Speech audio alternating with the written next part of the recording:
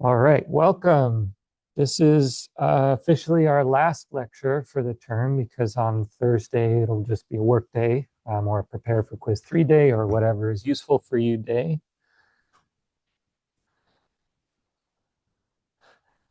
We'll call it lecture last. I think it's 17 or 18, but I don't know for sure. And we're just going to talk a little bit more about linear regression analysis.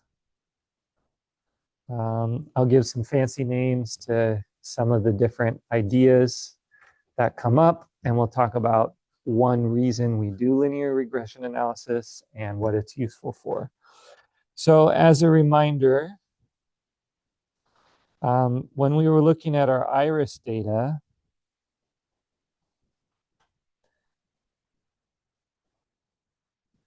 and we had the length of a petal in centimeters compared to the width of a petal in centimeters. We had some data here, and then there was like a little gap, and then we had some more data up here.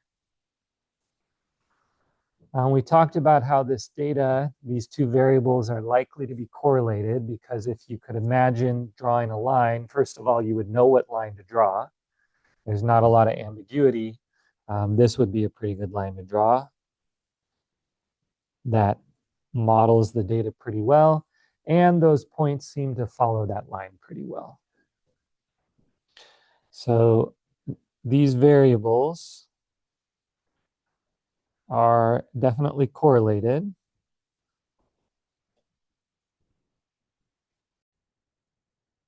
And I believe when we calculated the correlation, it was about 0.96. So that's a very strong correlation.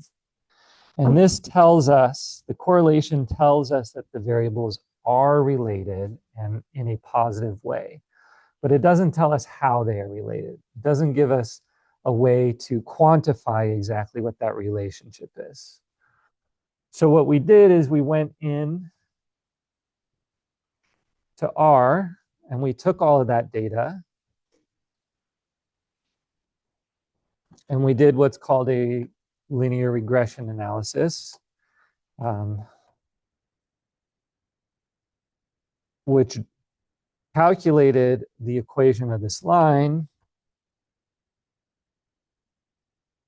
And the results of the linear regression analysis, I'm gonna have to do that again, so it's all on one line.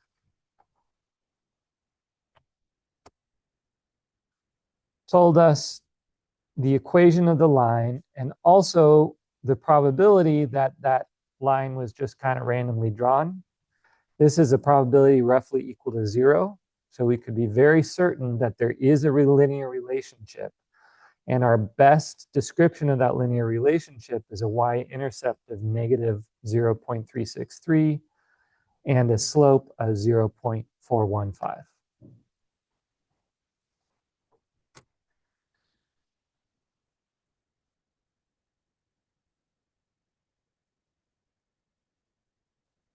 So our linear relationship was that, the width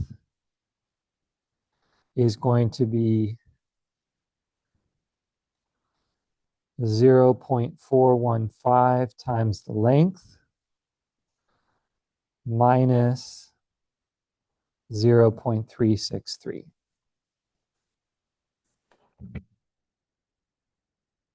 And it's time to fix the focus.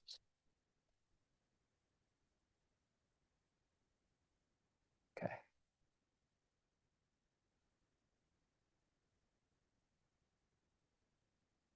So this least squared regression, this is our second type of summary statistic. It includes the slope and the y-intercept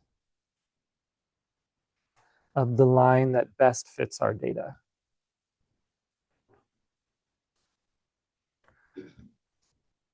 So the question that comes next is, what do we use this equation for?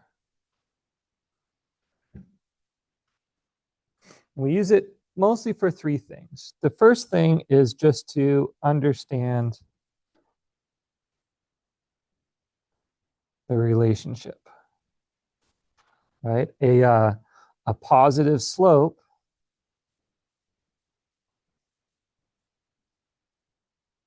tells us that longer petals are probably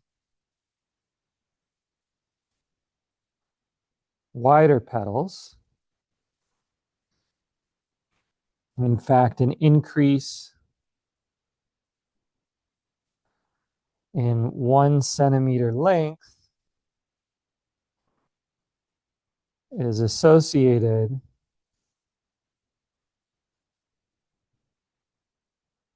with an increase of 0.415 centimeters in width.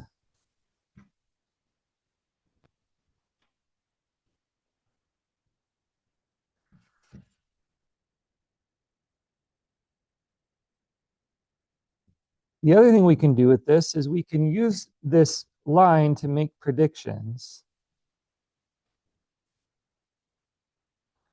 about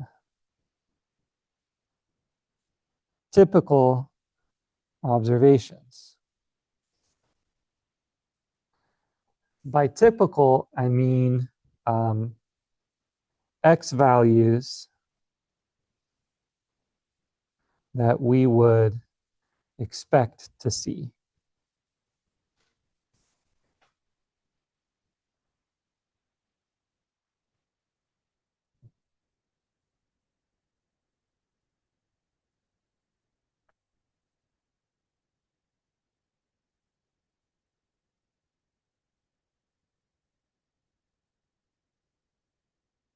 Here's our graph, and you can see that the petal lengths range from about 1 centimeter to about 7 centimeters.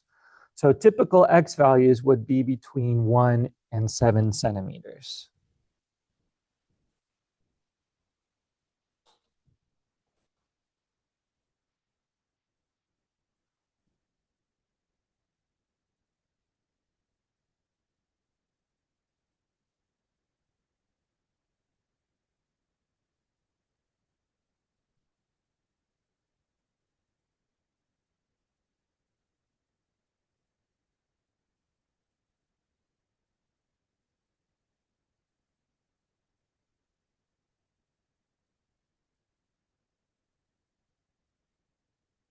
So I have a question for you.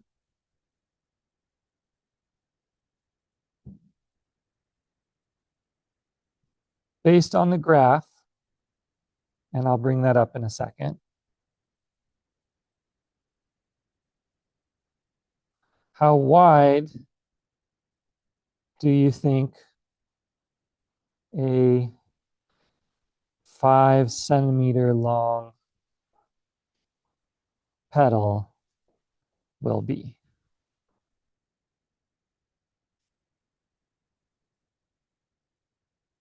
Sorry.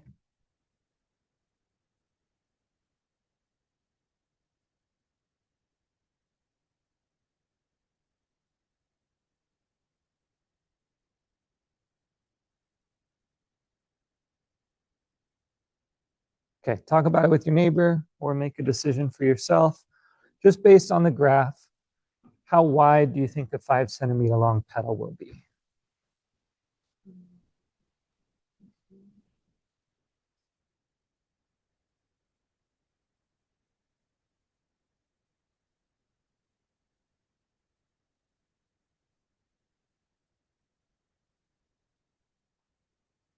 I heard someone say between 1.5 and 2. So here's a 5 centimeter long petal. Trace up to the line. Yeah, it looks like between 1.5 and 2, maybe a little more than 1.5 centimeters.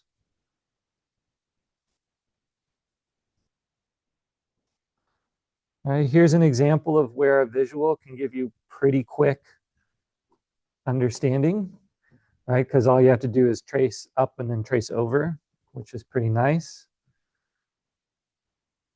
And I would say this is probably a pretty good estimate.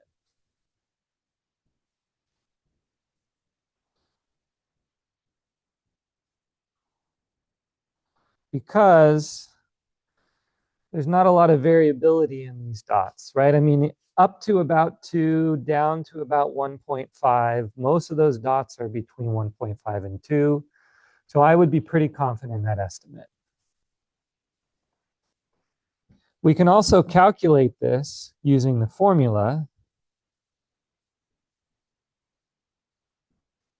We would say the width should equal 0.416 or 415. I think I wrote 415 this time, times the length, which was 5 centimeters, minus 0.363.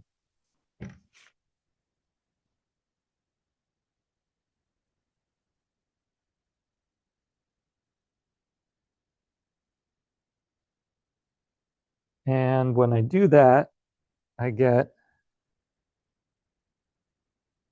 um, 1.712 centimeters, which is a little bit more than 1.5.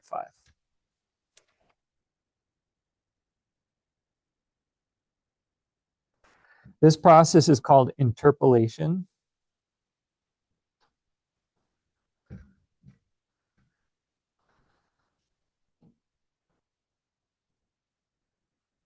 Interpolation means between, but what I like to think of it as looking to the future using the model to help.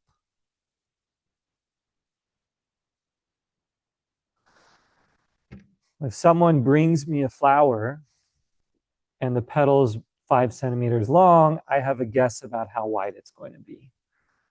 Right? Some data point that's out there in the future that I haven't collected yet. Because what's both interesting and frustrating about this model that we built is it tells us nothing about the data we already have collected. Based on the model, here's a petal that is about 5.5 centimeters long, and it's 1.4 centimeters wide. That's not what the model would tell me. A regression model doesn't tell you anything about your data, actually. First of all, you don't need it to. You already have your data. If you want to know about my data, I'll go to the data and I'll tell you. A regression model is mostly useful for the future. If I collect another leaf that's not already on here, where do I think that leaf would fall?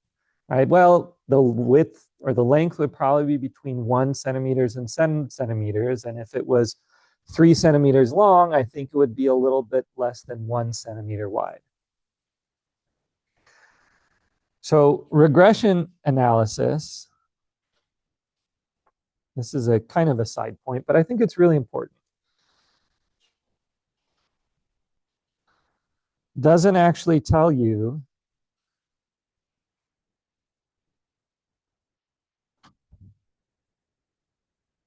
anything about the data you already have.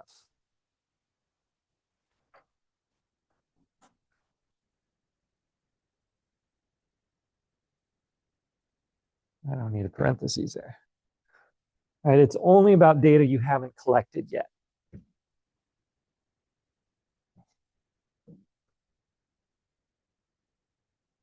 It only predicts, let's say, sure, data that you haven't already collected or that you haven't collected yet.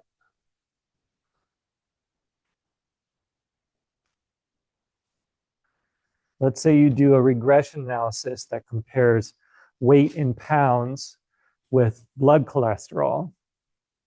And you get a regression analysis. Well, you're not going to use that for the patients you're already working with. You know those patients, you know their data. But if some patient comes in with a weight at a certain amount, then you say, well, I think their blood cholesterol will be somewhere in this area. And if it isn't, that's interesting, and you look deeper. And if it is, then you say, well, good, they fit my model and I know what to do.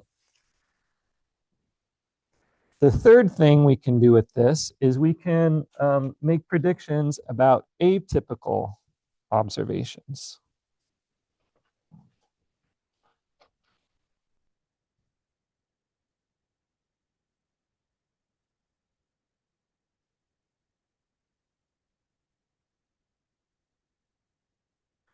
And here, atypical usually means X values outside the range of your data.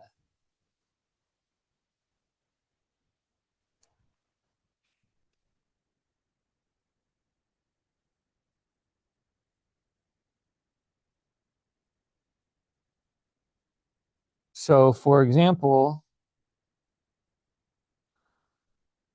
based just on the graph,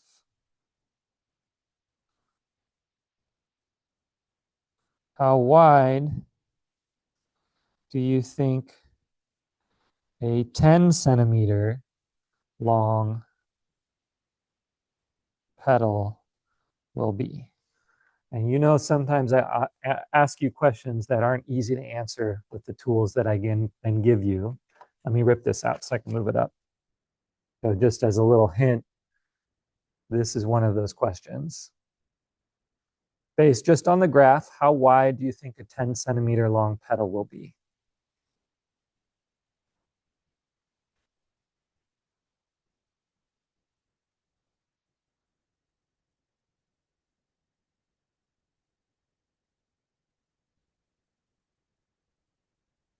It's not such an easy question to answer because there's no 10 centimeter long petals in our data, right? I mean, you can kind of imagine where that line would go. And if you changed your zoom in, zoom out, like if you use a different program, you can see where that line would go.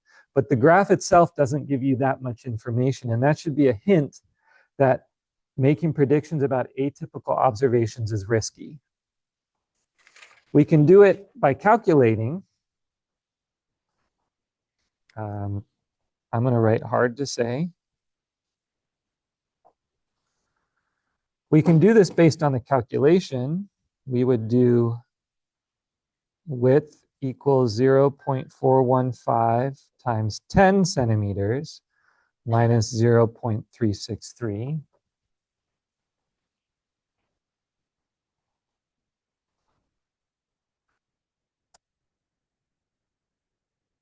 Which is 3.787 centimeters.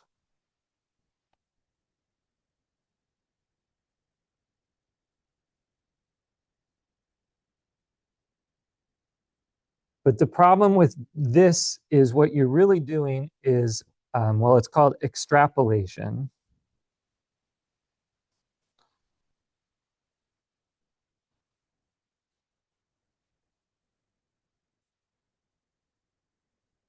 What you're really doing is you're looking to imaginary worlds. There may not even be a world in which iris petals are 10 centimeters long. So that question may not even make sense. And if there are worlds where the petals are that long, our model doesn't tell us that those dots are still going to fall along that line. That line could change right at 8 centimeters and could be totally different. And we saw that yesterday when we talked about what the negative 0.363 means. Does anyone remember what that tells us?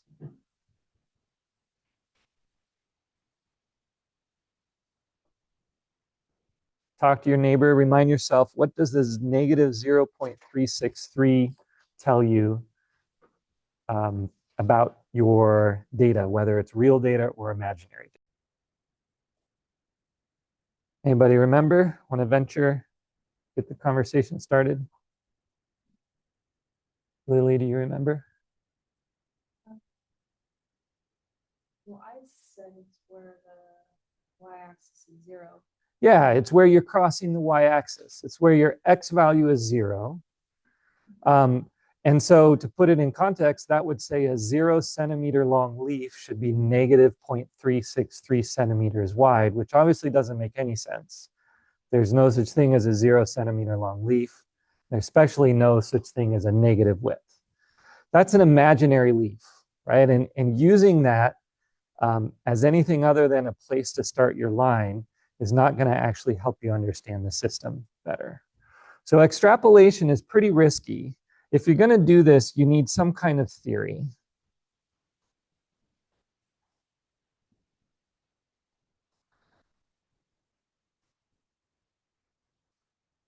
about the system to safely extrapolate. So if I have a biological reason to believe that leaf length and width will always be correlated in a straight way, in a straight line, then I could extrapolate. But if I don't have some kind of theory about the system, extrapolation is pretty risky.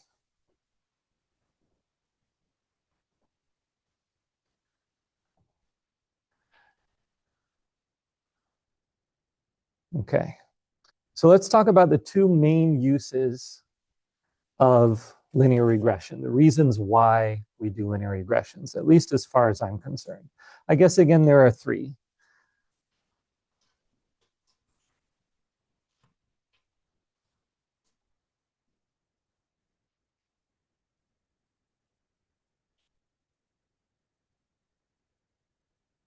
The three main reasons to conduct linear regression analysis. Because if you're going to do that, you've got to collect enough data. And that's hard. It's usually not that easy to collect a lot of data. I don't know how long that botanist was out there, but even if they were only out there for a couple of afternoons, that's a lot of stooping over and measuring. And if they have a good methodology, they're not just measuring all the irises in one field. They're really wandering all over the place and picking them randomly. So we need some reasons to do it. The first reason, which can be absolutely a great reason, is just to understand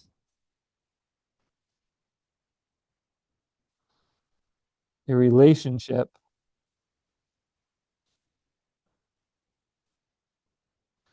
between some variables of interest.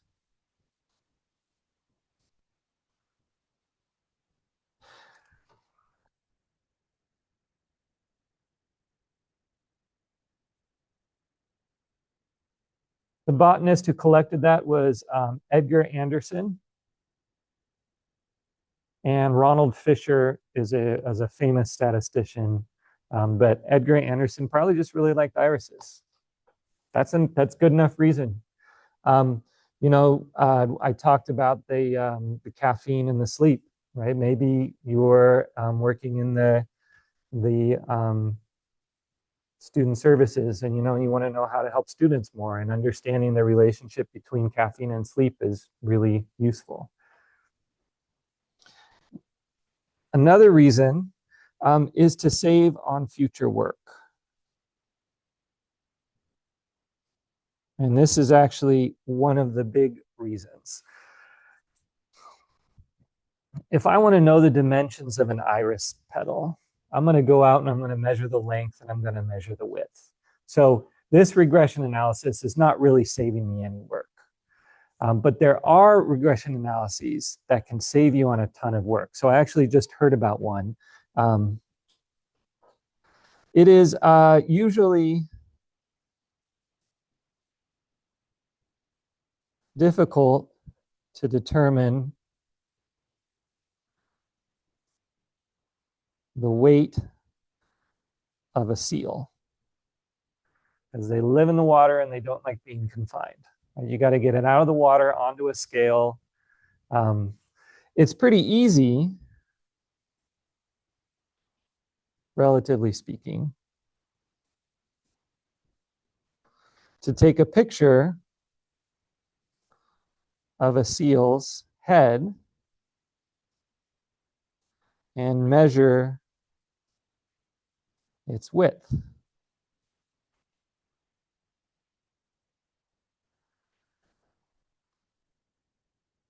So the purpose of a linear regression is, let's go out and let's find 30 seals collected randomly, and we'll weigh them. That's not super easy. And we'll also measure their head width just with the photograph. And if there's a linear relationship that we can model, now in the future, instead of having to weigh a seal, all we have to do is take a picture of its head and we have a good guess about how much it weighs. So this particular data looked kind of, it was an upward trend, as you might imagine, right? And we get a trend line. So here we have head width, and here we have weight.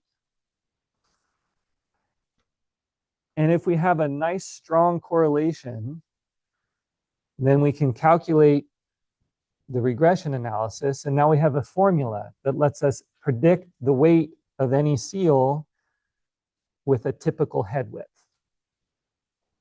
And now if we want to understand the health of seal populations, and we know that fatter seals, seals that weigh more are healthier, all we have to do is we go out and we take pictures of them. We don't have to weigh them because we can get a pretty good estimate about what their weights would be. So we do the hard work at the beginning. We collect the data, we do the analysis, we come up with a model that's a strong model, a useful model. And then in the future, we get to use that model to save ourselves a lot of work. And the third reason is to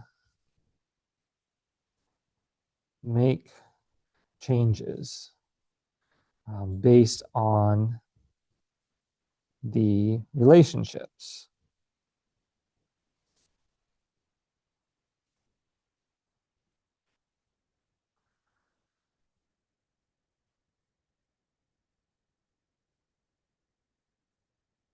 So this is a little risky because it presupposes causation. Right? If we're making changes based on the relationship, we're kind of assuming that one variable is influencing the other. That's causation, which statistics doesn't tell us. But what we do is we do step one, look for a correlation between variables. For example, let's look at the amount of fertilizer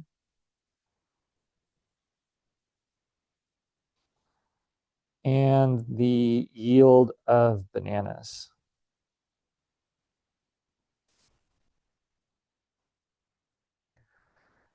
Just on intuition or experience or other knowledge, do you think there'll be a correlation?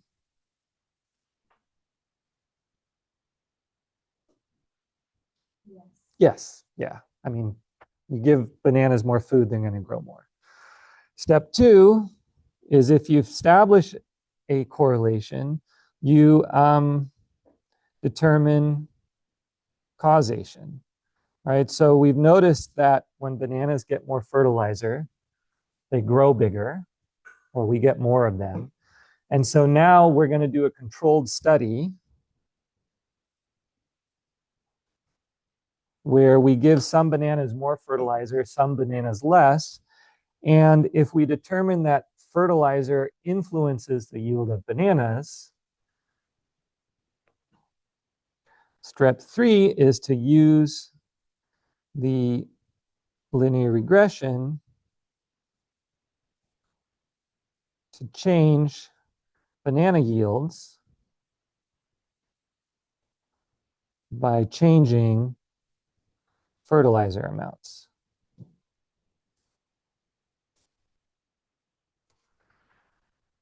You can't really get to step three unless you've determined causation, and we use a controlled study for that. But if we do determine causation, the linear regression is exactly the way that fertilizer affects banana yields. And so we've done that work that's given us a tool to make some change.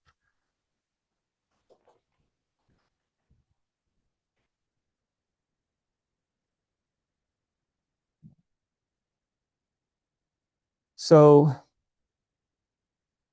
because of this third one, we often give our X and Y variables various different names.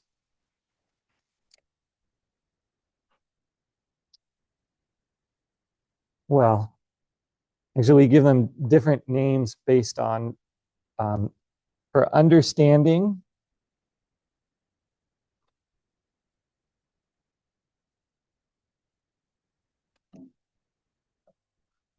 we often use just X and Y, right? Or the name of the variable.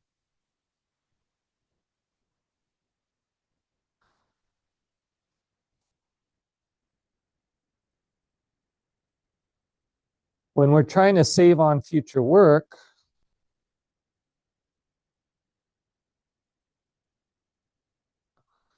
We often call X the explanatory variable.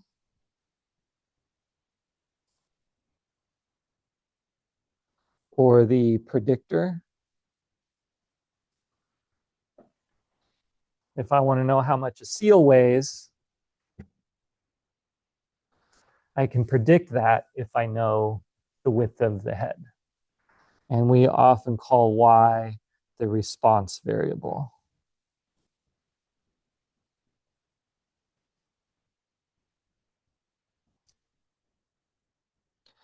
And if we're going so far as to test causation and maybe actually use that relationship to make change, then we often call X the independent variable.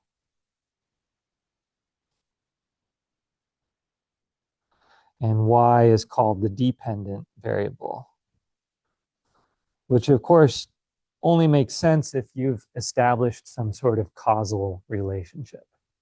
But these are things you may see. You may see explanatory, predictor, or independent for X. You may see response or dependent for Y.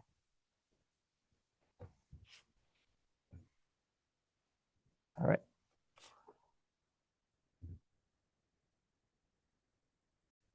Just because we have this nice rich data set, I want to look at it one more time.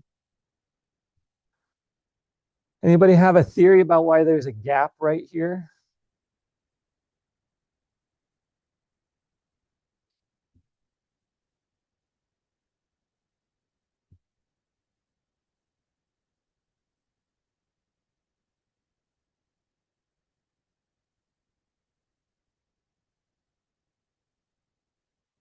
So Edgar Anderson went out and collected 3 different species of iris. So let's see if species matters for our model. The black, I don't know which ones the black are, species 1, species 2, and species 3. But the reason there's this cluster down at the bottom is species 1 are just much smaller flowers, and species 3 are the much bigger flowers. So this is a scatter plot that's been color-coded by a categorical variable. So we actually have added an additional dimension to our analysis. 3 dimensions is about the most you ever want to do in a flat visual. And a 3-dimensional visual you probably don't want to do anyway. That's really hard to understand. But this is a really nice example of how when we do a simple visual, we can lose some information that may be important. For example, if I only looked at these black dots, that relationship doesn't seem quite as strong. There's still kind of an upward relationship, but it's a little more blobby.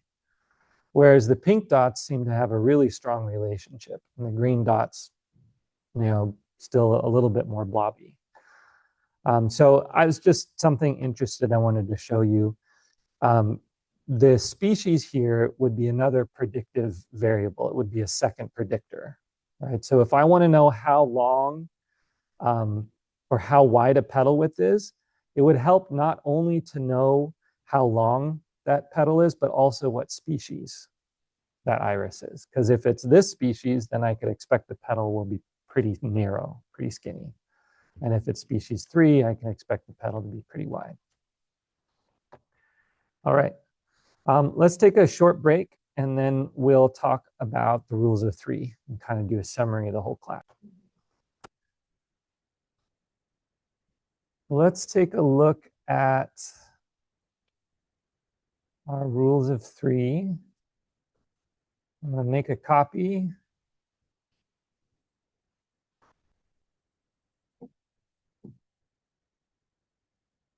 Rules of 3 last day.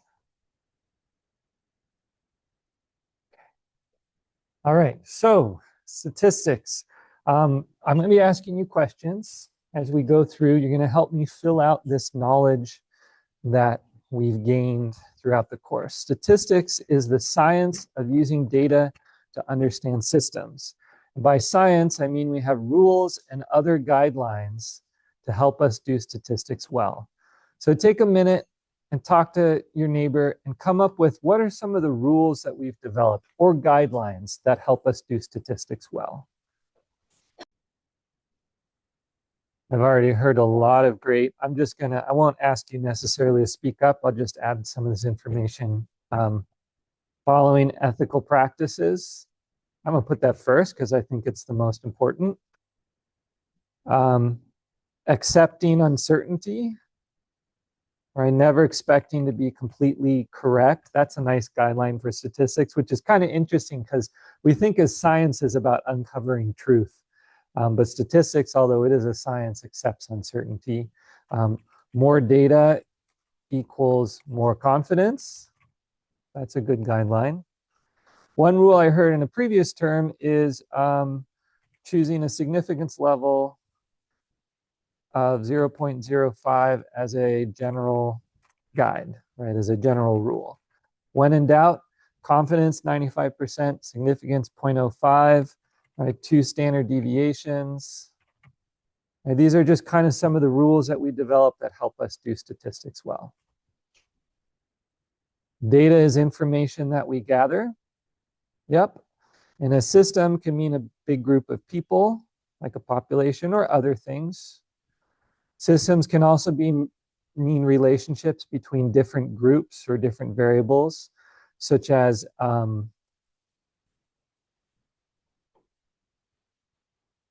sex of a cat and weight of a cat, or temperature and precipitation. Yeah, so here's some things we've added. All right, statistics is a mathematical science and a computer science and a social science. So take a minute and think of one example for each of these with your neighbor. One example of how statistics is a mathematical science. Maybe it's something that we do or some tool that we use or some idea. Same for computer science and for social science.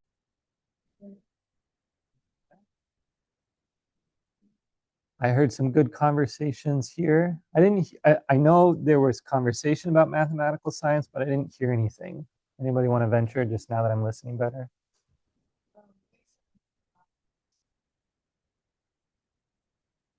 Yeah. We use formulas all the time, right? Like the confidence interval formula and the regression analysis formula for the line of best fit. Now, these are definitely mathematical ideas for sure. I would also say the use of visuals is a mathematical idea, right? Because visual analysis is a great way to do math. Statistics is a computer science. So I heard some people mention R. There are other tools. For example, Python is basically similar to R. Some people do statistics with R. Some people do statistics with Python. There are some commercial statistical software, but you're never going to see me using it because it costs money. And of course, we can use Excel or Google Sheets or AI. AI is actually statistics. It's pure statistics, artificial intelligence. Let's see.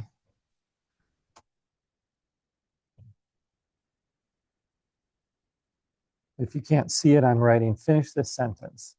Call me.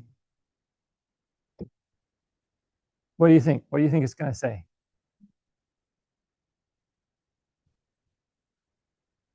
Yeah, go ahead, say it. I heard you. It's right there. Call me maybe. Yeah, right? From Harley Ray Jepsen, right? Yeah. Call me Ishmael, one of the most famous opening lines in literature from Moby Dick. Call me Al if you like Paul Simon. Call me by your name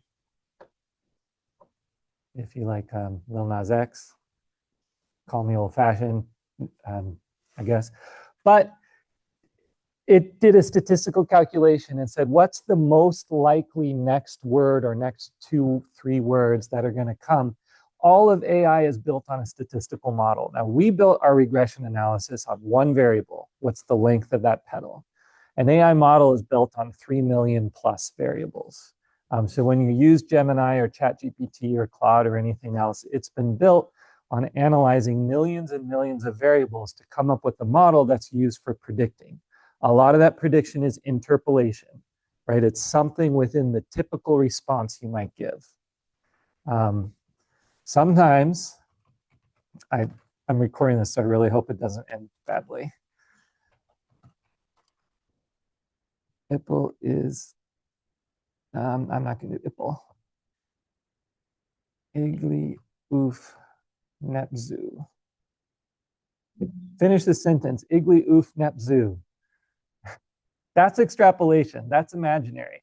I'm very curious to see what it comes up with. It's doing its best, but it has no idea. This doesn't mean anything to me. I just strung four nonsense words together. It's considering Pokemon, right? It's working really hard. It's doing statistics. I think it's going to give up completing the gibberish. Simlish, which I don't think is a thing. So it's just coming up with stuff, right? That's extrapolation. It's much riskier, but it's still statistics. So anyway, AI is a computer science method for doing statistics. And an AI could have taken this class, could have done all those labs, but you're here to learn because you want to understand it. And I'm really glad that you are. Okay. Statistics is a social science.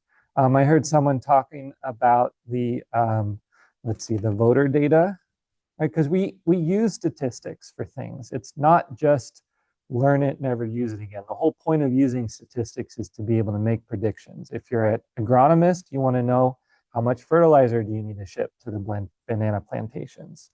If you're working in the student support center, you want to know how much the students are getting sleep and things like that. Okay. Limitations, right? One simple thing you can do to improve your statistics is collect more data, but nevertheless, we never expect to be exactly right. Statistics help us understand systems, but they don't tell us something why the way it is the way it is. Caffeine is associated with less sleep. Probably, I haven't done this study, but it doesn't mean that that's because caffeine makes people sleep less. It might be because people who sleep less need more caffeine, or it might be because the people who are sleeping less are also people who just like caffeine. Statistics is a starting point. Science helps gets us to the why. And correlation is not causation, which is kind of a similar thing to what I just explained. Types of statistical significance.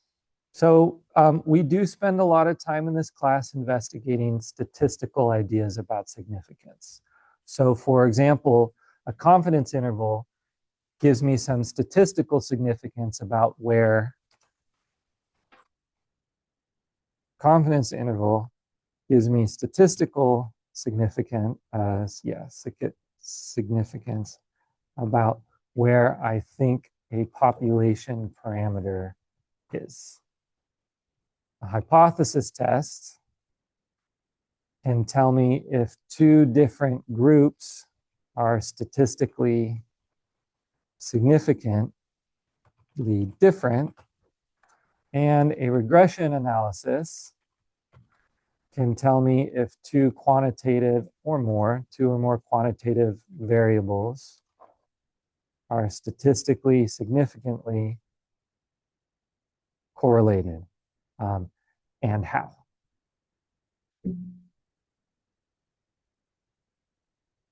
I shrink this.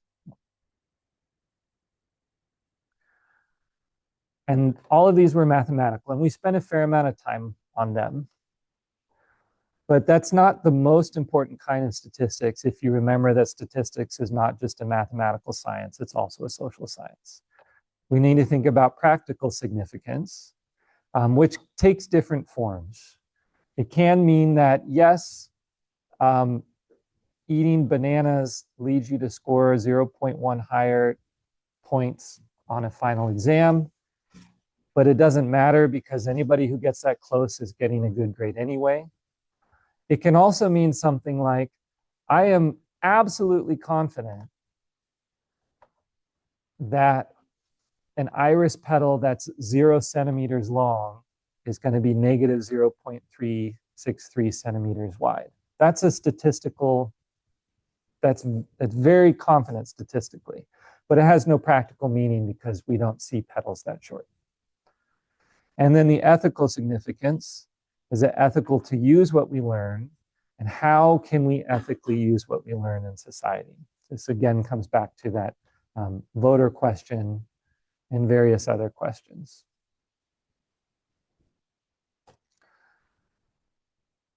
I think this is one of the most important ideas.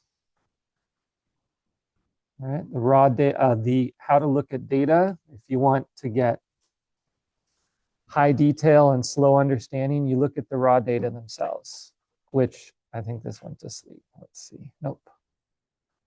All right, so we can look at the raw data and we can see that this Setosa plant had a sepal length of 5.1 centimeters, a sepal width of 3.5, a petal length of 1.4, and a petal width of 0.2. That's a lot of detail. But if we want to understand the average length of the Setosa species, it's going to take us a while to do it just looking at the raw data. Visuals, I'm going to have to move this up because we have a lot of visuals. Take a few minutes, talk with your partner, think of at least 3 different visuals that we've looked at in this class to help us understand data. All right, let me hear some. Scatter plot. Everybody turn your heads upside down. Scatter plot. This is good. What type of data would we want to use a scatter plot for?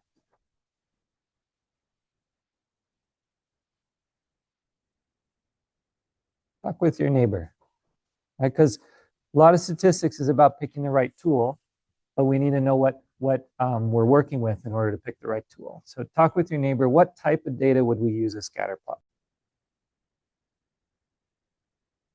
What do we think? Would I use a scatter plot for categorical data? Not super useful. Two quantitative variables. All right. That's the most common use for a scatter plot. Let's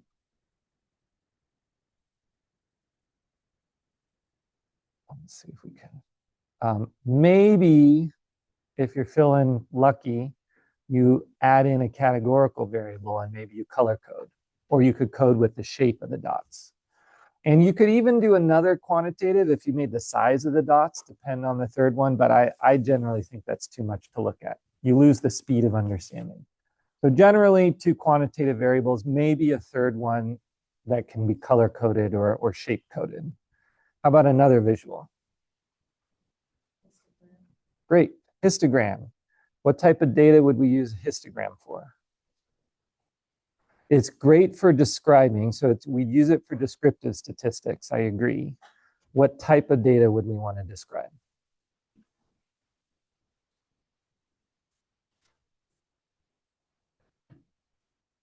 You can always start with your decision tree. We have data up here. Types of data are quantitative, numerical, or qualitative, categorical.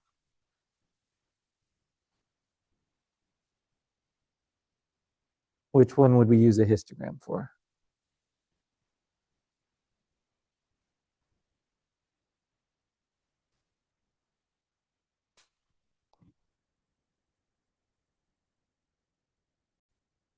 All right, this is good for one quantitative and in fact, usually continuous variable.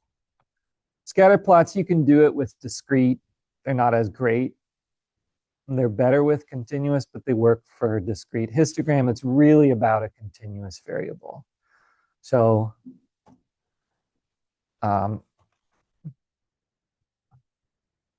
we'll look at the histogram of petal length, right? That gives us a general idea of what those petal lengths are going to be. We got a whole bunch down there in this small length, and then we have this nice kind of rounded shape from 3 up to 7. But I wouldn't try to use this to understand more than one continuous variable at the same time. It would just get too confusing. Cool. How about another one? Yeah, box plot, also one continuous variable. All right, this is farther along the spectrum toward low detail, fast understanding, because the histogram contains a reasonable amount of detail. And so it takes a little bit longer to look at it.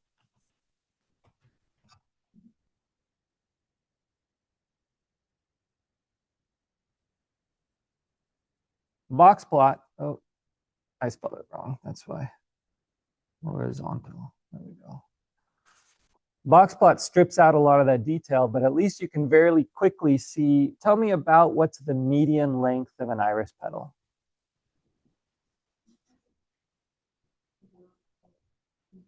Yeah, 4.25, right? A little bit more than 4, because it's right there in the middle. What's the shortest iris petal in this sample? 1, and the longest is 7, right? And the middle half is between about 1.8 and about 5.1. So that's pretty fast understanding, but we lost a lot of detail. Okay, I can think of at least 2 more that I think of as visuals.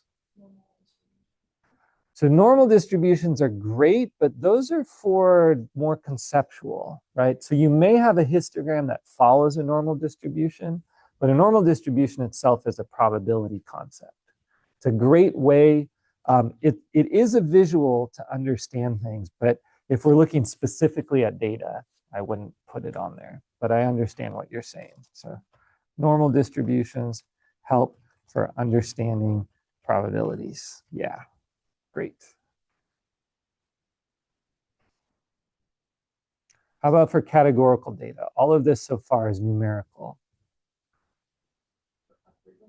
Yeah, frequency table, right? Just how many species do we have of each, or how many do we have of each species? And we just count them and we list them. Now there are 50 of each, so I'm not going to bother. And then if we turn that into a picture, we would have a bar chart. One or more categorical variable.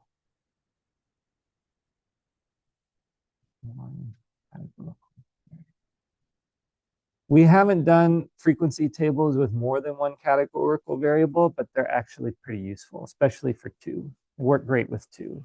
More than 2 and things get a little bit confusing. So these are our visuals. I think that's pretty much all of them. There's lots more in statistics. You can do heat maps, which are super cool. Actual geographical maps are really useful. Lots of great statistical visuals to understand data more quickly, even though you lose some detail. Okay, I'm going to duplicate this slide and delete this. And now we're going to look at summary statistics. This one here, just go ahead and shout out some summary statistics that you can think of. How about measures of center?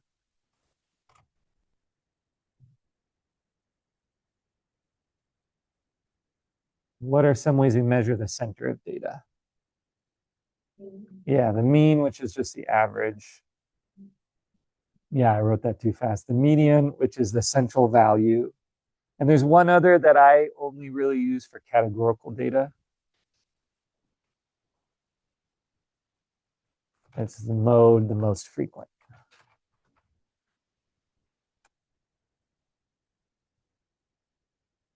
And then we have measures of spread. The most common is the standard deviation. It pairs with the mean. And we have the interquartile range pairs with the median, usually.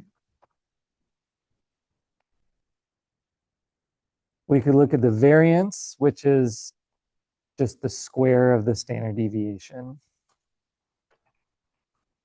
ST_dev squared. And we can look at the range, which is just the max minus the min. Right, these are great for descriptive statistics. We can use them when we do our inferential statistics, like our confidence intervals.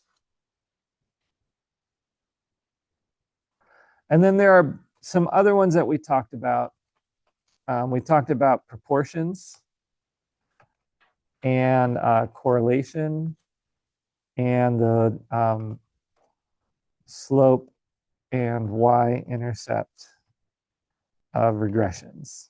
I think that's about all of them.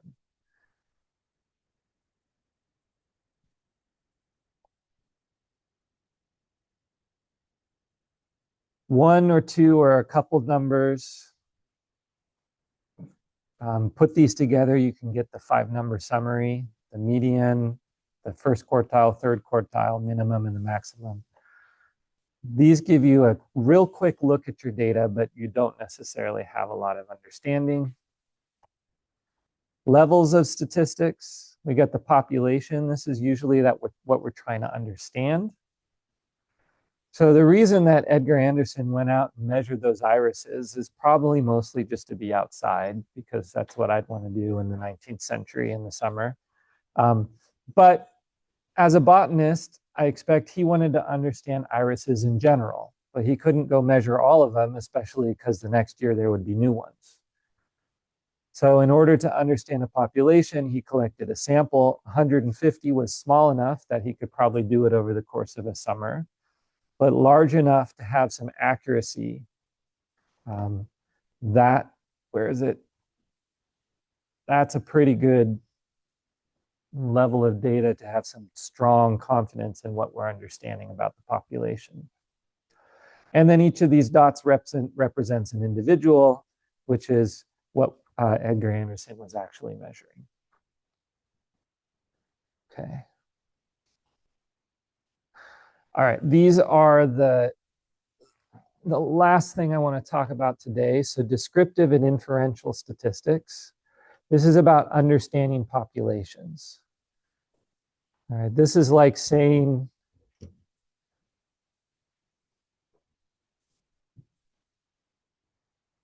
if I'm studying iris petals, this is how the lengths are distributed in my sample.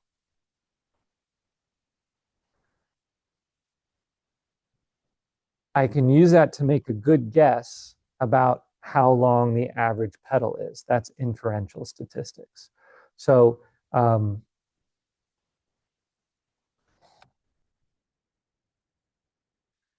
if we want to just understand a population and we're not looking at any kind of relationship, but we just want to know what's going on, we do descriptive and maybe inferential statistics. Descriptive is calculating means, making histograms, frequency tables, etc. Inferential statistics is using your data to estimate a population parameter, and we did that using confidence intervals. Hypothesis testing would be understanding differences. That's like saying, is there a difference in the length of a petal between Setosa species and versicolor species? And so we could do a hypothesis test to understand that difference. You normally are going to do that if you have some quantitative variable. Actually, let me put this in here. Confidence intervals are usually used for one quantitative variable. Hypothesis tests are usually used for one quantitative and one categorical variable. Actually, not just categorical, what type of categorical? Where there are really only two options. Remember the name of the type of data where there are only two options? Binary. That's really what we use hypothesis testing for. And regression analysis would be for two quantitative variables, sometimes more than two, if we have more predictors. Okay. That's it. Everything I said we'd cover, we covered. Thanks, everybody. So you are equipped to finish Lab 4. There is a study guide for the last quiz posted. And I will see you next time. Thank you.